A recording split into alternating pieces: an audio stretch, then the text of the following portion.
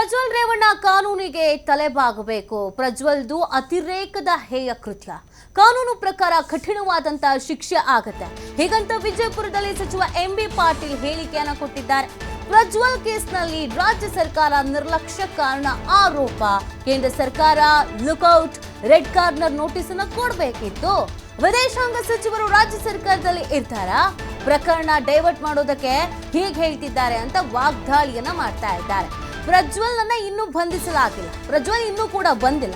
ಈ ವಿಚಾರಕ್ಕೆ ಸಂಬಂಧಪಟ್ಟಂತೆ ರಾಜಕೀಯ ಕೆಸರೆರಚಾಟ ಆಗ್ತಾ ಇದೆ. ಬಟ್ ಎಂಬಿ ಪಾಟೀಲ್ ಅವರು ಪ್ರಶ್ನೆ ಮಾಡಿದ್ದಾರೆ. ನೋಟಿಸ್ ಕೊಡಬೇಕಾದವರು ಯಾರು, ಅದನ್ನ ಯಾಕೆ ಕೊಟ್ಟಿಲ್ಲ ಅಂತ ಪ್ರಶ್ನೆಯನ್ನ ಮಾಡಿದ್ದಾರೆ. ಬಿಜೆಪಿಯ ವಿರುದ್ಧ ಹರಿಹಾಯ್ದಿದ್ದಾರೆ. ನಿಶ್ಚಿತವಾಗಿ ಕೂಡ ತಪ್ಪಿಸ್ತರು ಯಾರೇ ಇರಲಿ, ಪ್ರಜ್ವಲ್ ರೇವಣ್ಣ ಇರಲಿ ಮತ್ತಾರೇ ಇರಲಿ, ಇಂಥ ಒಂದು ಕೃತ್ಯಗಳು